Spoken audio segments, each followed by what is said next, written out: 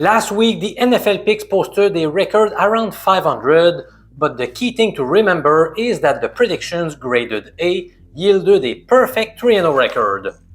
Remember that those selections were the Dolphins plus 13 points in Buffalo, the Colts to win straight up in Tennessee, and the Steelers moneyline in New England. The truth is that the picks rated A actually finished with a 4-0 record, not 3-0. Why? Because we need to add the weekly LOBSTER bet. Last week I said the following, quote, "We're going to post a 4-1 record across the next 5 weeks with the LOBSTER bets. I am making that statement right now, right here. Mark my words." End of quote. For those of you who are not aware yet, the LOBSTER bet turns out to be the highest confidence play of the week according to my analysis. Last week, we took the LA Chargers straight up against Denver. It was not easy, but they got the win. So that was a step in the right direction towards the goal of owning a 4-1 record over a 5-week period. If you wish to gain exclusive access to this week's LOBSTER bet, just follow the link below to sign up. We had a lot of subscribers last week, and I'm sure we'll get many more looking to boost their bankrolls. Now, it's time to dive into some Week 4 NFL picks. I'm Professor MJ, bookie crusher since 1999, and former 15-year university statistics teacher from Canada. My number one goal is to grow your bankroll, so subscribe to the channel if you find the content valuable for you.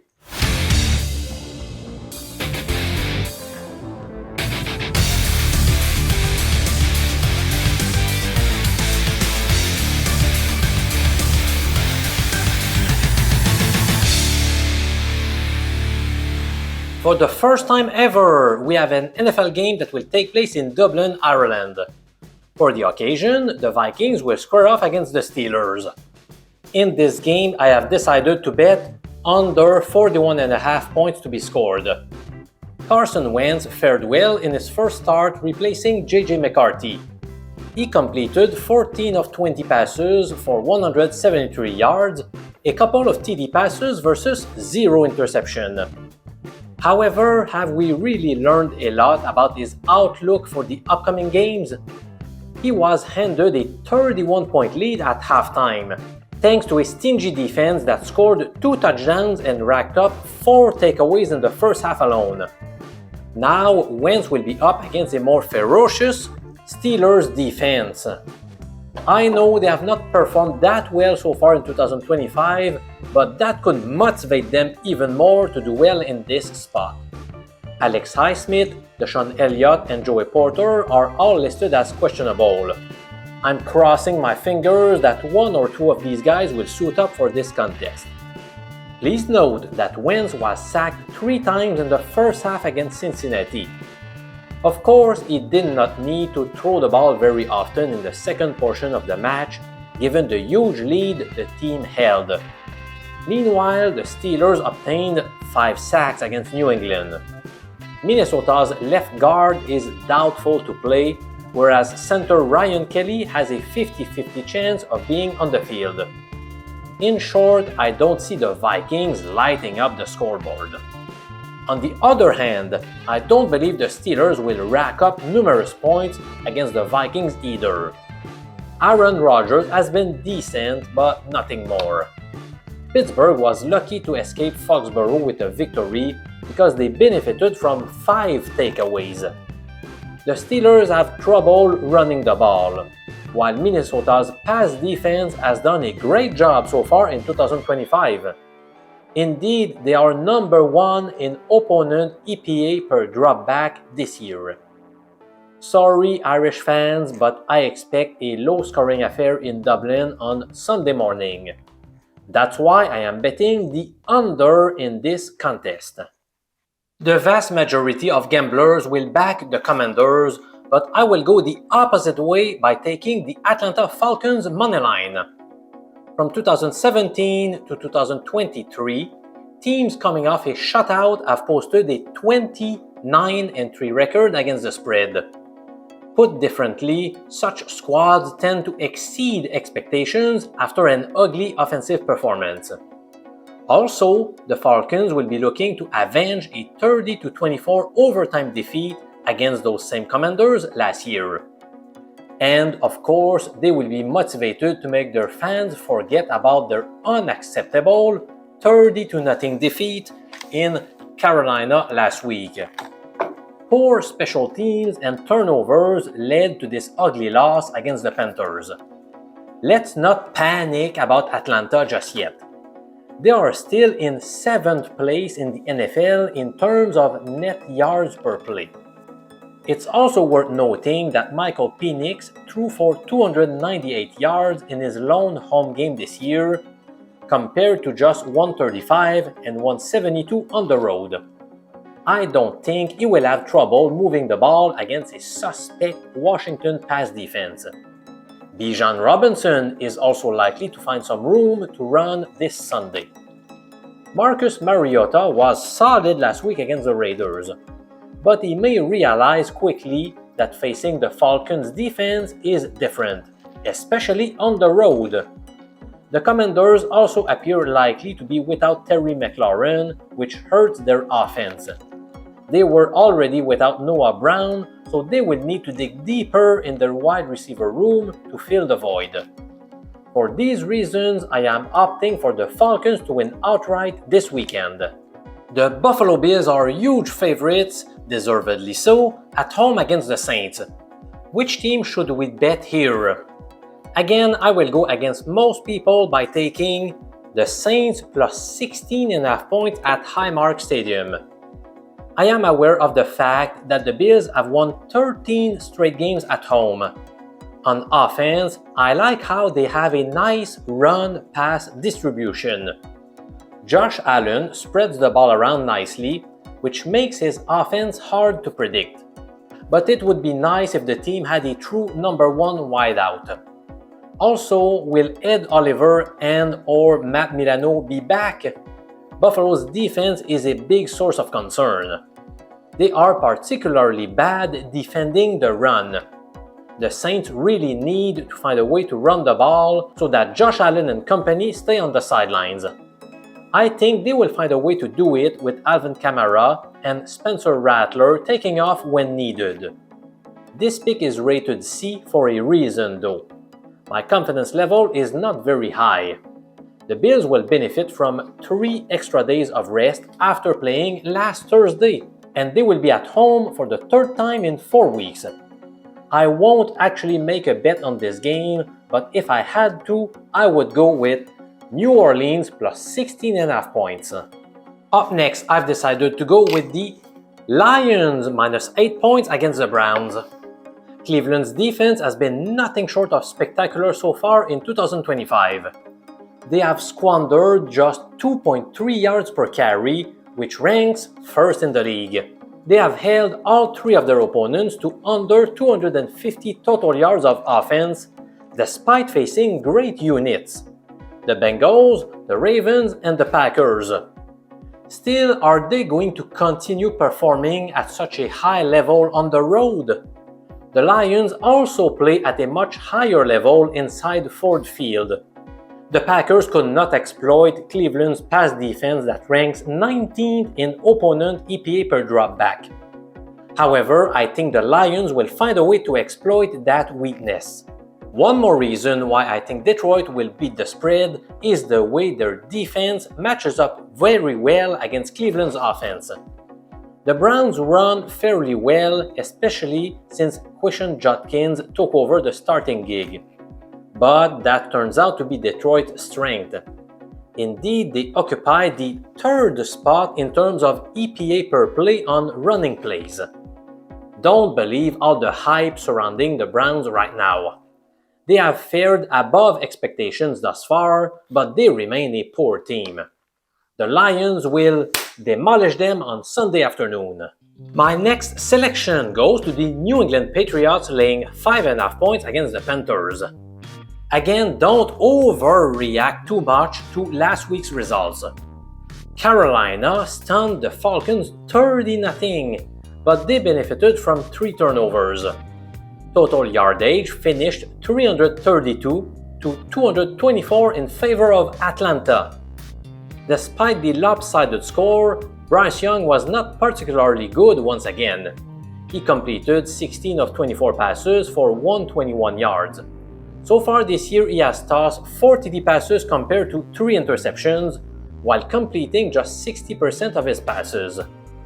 The Panthers turned the ball over on 5 occasions during their first 2 matchups. I expect them to have multiple giveaways in Foxborough. Meanwhile, it seems like a good buy low spot for the Patriots. They are 1-2 with both losses being tight. They outgained the Steelers but kept making dumb mistakes. They racked up 166 more yards than Pittsburgh in that game. Drake May has been able to move the ball consistently in recent times. The matchup also seems favorable to us. New England's run defense is quite stingy, which will force Carolina to throw the ball. As a person betting on the Patriots, I would be glad to see the Panthers throwing the ball often because I don't trust Bryce Young one bit. The Pats are 0-2 at home this year. They will be motivated to earn their first home win of the 2025 campaign. New England wins big in Week 4. The Jackson Dart era is set to begin. New York fans are happy and excited to see what the kid has got. In 3 preseason games, he completed 32 of 46 passes, a good 70% completion rate. He also tossed 3 TD passes versus 0 pick. There is room for optimism here. I know he will be up against a tough Chargers defense. It certainly won't be easy for the young rookie. But he will be at home, which will make things a lot easier. Also, his aggressive style of play could lead to quick scores or some turnovers. That's one of the reasons why I've decided to bet the over in this match. More precisely, I'm taking over 43.5 points. On the other hand, can you really expect the G-Men to slow down LA's offense? I don't think so. The Giants' defense was supposed to be substantially improved this year, but that has just not happened yet. They are in the bottom half of the league according to all metrics, both against the run and the pass. The Chargers have a well-balanced attack. Rookie Omarion Hampton did not impress me too much until Najee Harris got hurt and Hampton had to take over the number 1 role. He did a great job last week against a tough Denver defense. Another rookie tailback impressed me after taking the starting job, Cam Skattebo. He ran with power, getting 10 carries for 60 yards last week. Also, Malik Neighbors was held to 2 catches last week. I expect him to bounce back in a big way this week. I would be tempted to bet him to go over his projected number of receptions. The Chargers don't know what to expect from Jackson Dart, so it will be difficult to game plan accordingly. I feel like the Giants will put more points on the board than people think, whereas the Chargers won't have trouble moving the ball against New York's defense. I expect some fireworks in this contest, so I am betting over 43.5. Here comes my first premium pick of the weekend. I'm taking the Philadelphia Eagles minus 2.5 points in Tampa Bay. You will need to buy half a point or a full point in order to get that same spread. But in my humble opinion, it is worth it despite the lower corresponding odds. Both teams are in a similar position. They are 3-0, with all 3 victories being very tight. On one side, Philly won by 4 points against Dallas, by 3 points in Kansas City, and by 7 against the Rams, which should have been a 1-point win if they don't score a TD on a blocked field goal on the last play of the game. On the other hand, Tampa won by 3, 1, and 2 points. In fact, the Bucs would be 0-3 if games lasted 59 minutes instead of 60. What makes me want to side with the Eagles is the fact that the Bucs have beaten teams whose combined record right now is 1-8. That's not super impressive. Meanwhile, Philly faced the Chiefs and the Rams. We also have a big revenge factor supporting the Eagles here. First, they were humiliated 33-16 against those same Bucs last year, a game in which total yardage was 445 to 227 in favor of Tampa. To top it all off, Todd Bowles owns a 4-1 record in his past 5 meetings with Nick Sirianni. That's extra motivation for Philadelphia. Granted, Tampa's run defense has been rock solid, but Jalen Hurts proved in the second half last week that he can deliver strong performances with his arm as well. A.J. Brown finally woke up and looked super strong against the Rams. In the second half of last week alone, Hurts racked up 204 passing yards and 3 TDs. The Bucs will also be missing their number 1 wideout, Mike Evans. There is a possibility that Chris Godwin makes his season debut, but will he really be at full speed? I'm not so sure. Give him some time to get back on track before he has a big impact on games like he did last year. Speaking of injuries, the Bucs are hoping they get left tackle Tristan Wirfs back from an injury. If he misses the game, I like this bet even more. The Eagles have still posted a 19-1 record across their past 20 games. They are simply difficult to beat. I believe they will find a way to get the W once more against a team that has not proven much thus far despite their 3-0 record. We have an AFC South clash between the Titans and the Texans on the menu. After doing my due diligence, I've decided to go with Tennessee plus 7.5 points. I expect an ugly slugfest, in which case I prefer to side with the underdog to cover the spread. Also, did you know that Tennessee has won 4 of its past 5 visits in Houston? Rookie Cam Ward has improved his numbers every single game. His passing yards went from 112 to 175 to 219. In terms of completion percentage, he went from 43% to 58% to 61%. The team also opted to change the play caller on offense. Head coach Brian Callahan has decided to hand off play calling duties to QB coach Bo Hardegree. The move has a chance to boost the offense a little bit because the plays have been a little vanilla so far in 2025. Gotta be more creative. Can you believe that CJ Stroud has just thrown 2 TD passes versus 3 interceptions so far this year? His offensive line is very poor, which does not help. Stroud is constantly under duress. They are unlikely to light up the scoreboard on Sunday. All-Pro cornerback Derek Stingley left last week's game. If he cannot make it for the game, that would be a nice boost for the Titans. In the end, can you really trust a reeling Houston offense to win by a margin of 8 points or more? Personally, I don't. I'm backing the Titans plus 7.5 points. Alert! Alert! We have a pick rated A in the Colts vs Rams showdown. In that game, I have opted to bet the Rams team total to go over 26.5 points. Indy's secondary took a blow when they lost cornerback Kenny Moore to a calf injury. He is looking at a multi-week absence, unfortunately. So far, the Colts defense has faced Tua Tagovailoa, Bo Nix, and Cam Ward.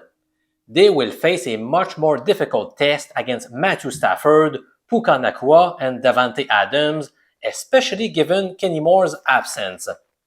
I'm pretty sure that the Rams practiced their red zone offense during the week. That was a big problem last week, and it was one of the reasons why they lost a game they should have won against the Eagles. Sure, the 2 blocked field goals were backbreakers, but going 1 for 4 in the red zone was disappointing, especially given the weapons they have on offense. I'm not worried about it. I am confident they will improve in that area. It will all start this week at home against the Colts.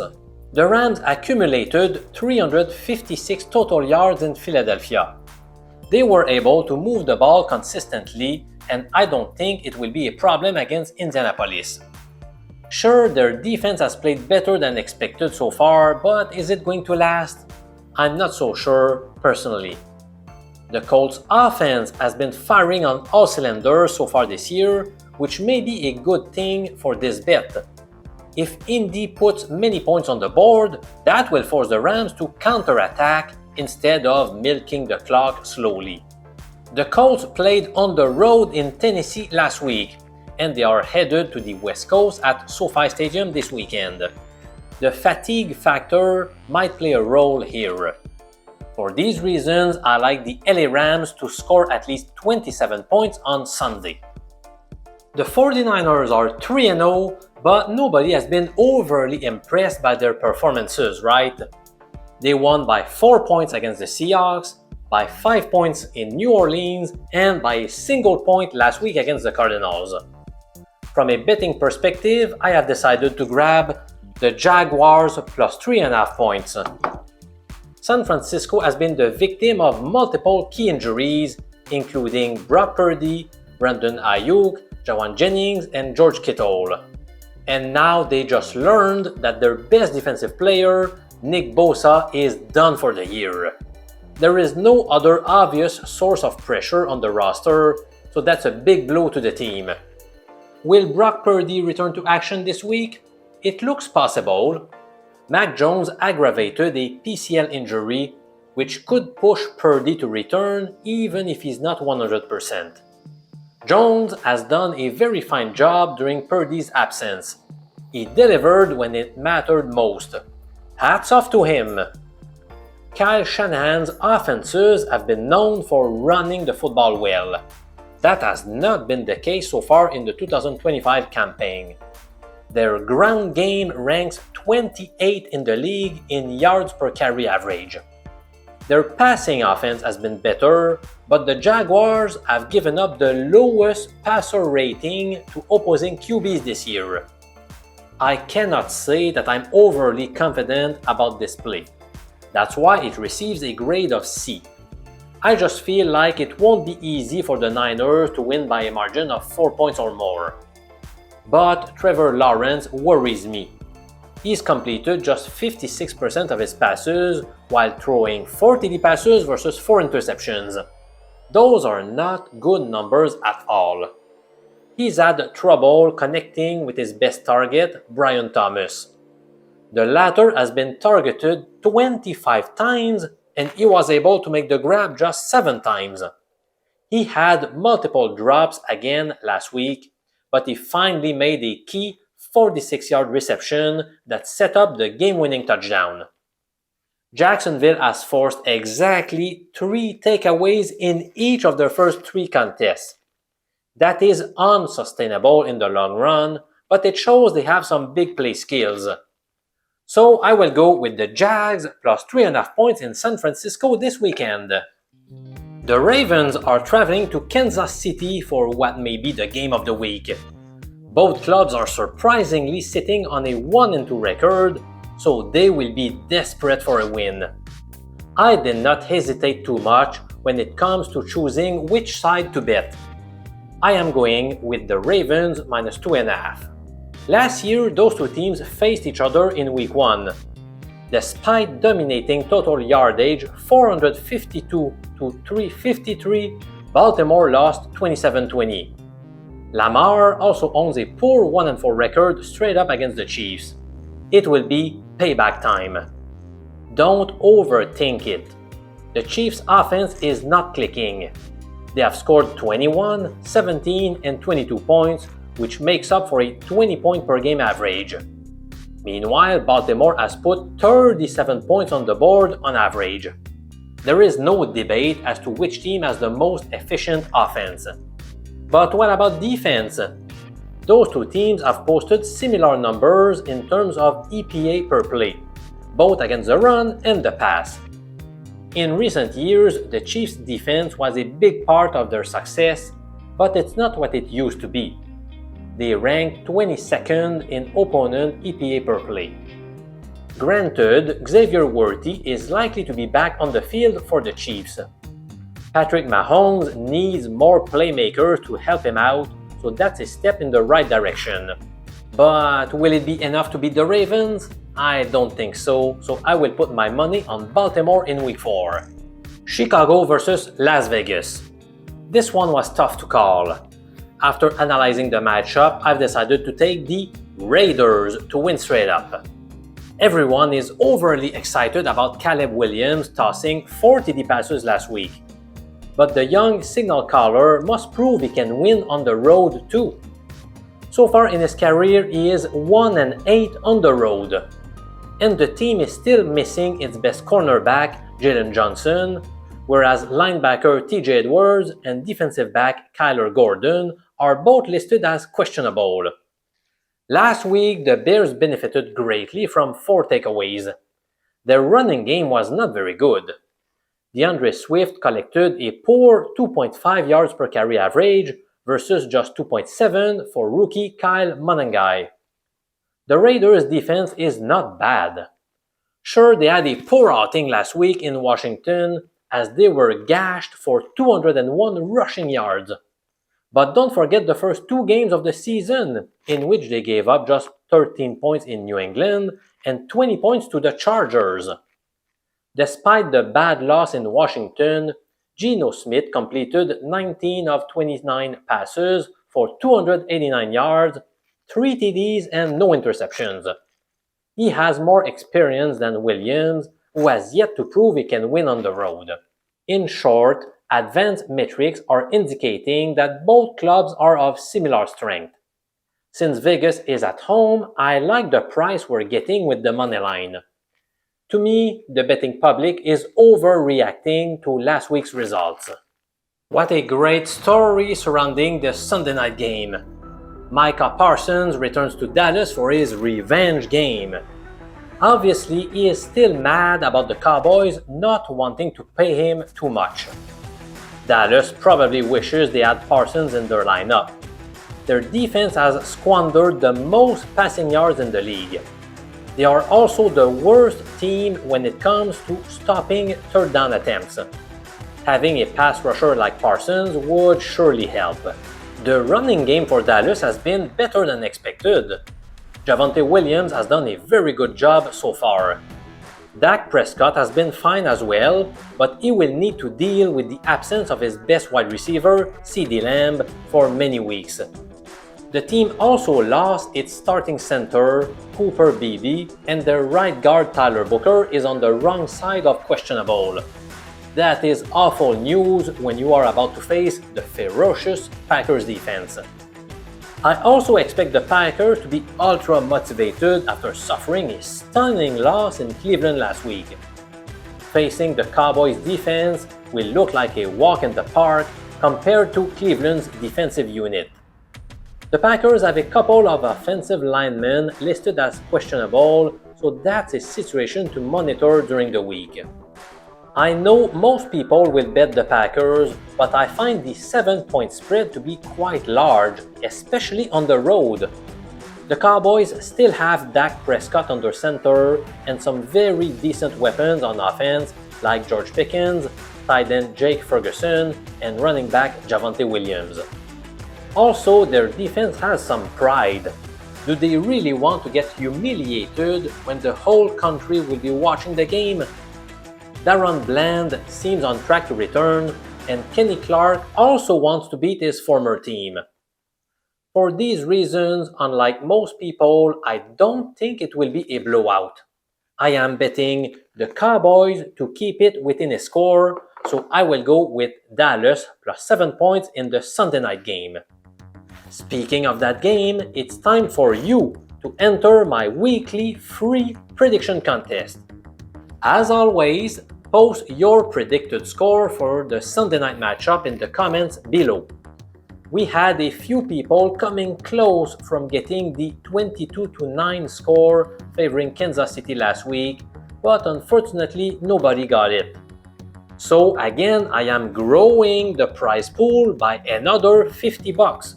which means you can now win $200 if you get the exact score of the Packers-Cowboys matchup. Post your pick below.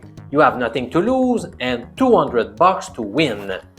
You are also personally invited to sign up for the weekly LOBSTER bet, which is the best wager across the board in the NFL for Week 4. You can choose between a package that comes with a money-back guarantee or one that comes at a lower cost. It's up to you. I'm Professor MJ. My number one goal is to boost everyone's bankroll. We are on a quest to earn money over sportsbooks. Thanks for tuning in. Let's crush the bookies together, my friend.